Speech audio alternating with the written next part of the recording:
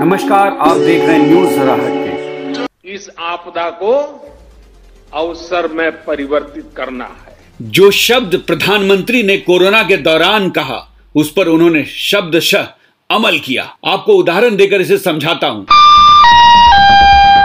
यात्रीगण कृपया ध्यान दें, भारतीय रेलवे आपदा में अवसर वाली रेलवे बन चुकी है। कोरोना लॉकडाउन के बाद जब रेल सेवा बहाल की गई थी, तब तात्कालिक तौर पर सीनियर सिटीजन डिस्काउंट कोटा समाप्त कर दिया गया था। कहा यह गया था कि अभी कोरोना गाइडलाइन पालन करने के लिए अतिरिक्त वित्तीय बोझ है, इसलिए इसे बंद किया गया है, जो सिर्फ तात्कालिक तौर पर ही है। इसके बाद जब जनजीवन सामान्य भी हो गया, लेकिन वृद्धों को वो सेवा वापस नहीं लौटाई गई। एक आरटीआई से पता चला है कि रेलवे ने सीनियर सिटीजन डिस्काउंट कोटा बंद करके 20 मार्च 2020 से 31 मार्च 2022 के बीच 1500 करोड़ रुपया कमाया। आपको यह बताता चलूं कि यह सुविधा 60 साल से ऊपर के पुरुष यात्री और 58 साल से ऊपर की महिला यात्रियों के लिए थी, जिसे मोदी सरकार ने समाप्त कर दिया। 2016 में मोदी सरकार ने बुजुर्गों के इस रियायत को पहले ऑप्शनल कर दिया था और अब इसे बिल्कुल समाप्त कर दिया। वाजपेयी सरकार पहले ही सरकारी कर्मचारियों के बुजुर्गों की पेंशन को बंद कर चुकी है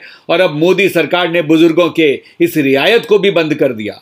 हाल ही में जब रेल मंत्री से सदन में सवाल पूछा गया तो उन्होंने लिखित जवाब में कहा कि वरिष्ठ नागरिकों को रेल किराए में मिलने वाली रियायत फिलहाल बहाल नहीं होगी। इसके पीछे रेलवे के ऊपर आ रहे वित्तीय बोझ बताया गया है। अब यहाँ सबसे बड़ा सवाल यह है कि जिस सरकार को रेलवे के वित्तीय बोझ की इतनी चिंता है कि बुजुर्गों के रियायत को समाप्त कर दिया, लेकिन क्या इन सांसदों, मंत्रियों और विधायकों की मुफ्त यात्रा से रेलवे की कमाई हो रही है? अगर सरकार को रेलवे के वित्तीय बोझ को कम ही करना है तो क्यों नहीं उनके नेताओं की मुफ्त यात्राओं को बंद करवा रही है? क्या इस महंगाई में दोहरी मार खाने के हकदार निरी जनता ही है और ये मुफ्तखोरी करते हुए देशभक्ति का फटा ढोल पीटते रहें? अगर सच में सरकार को रेलवे की चिंता है तो इन बुजुर्गों को इस महंगाई में रियायत लागू करवाकर नेताओं की मुफ्त रेलवे यात्राओं को बंद करवाएं। इससे रेलवे का मुनाफा 1500 करोड़ का 5 गुना हो जाएगा।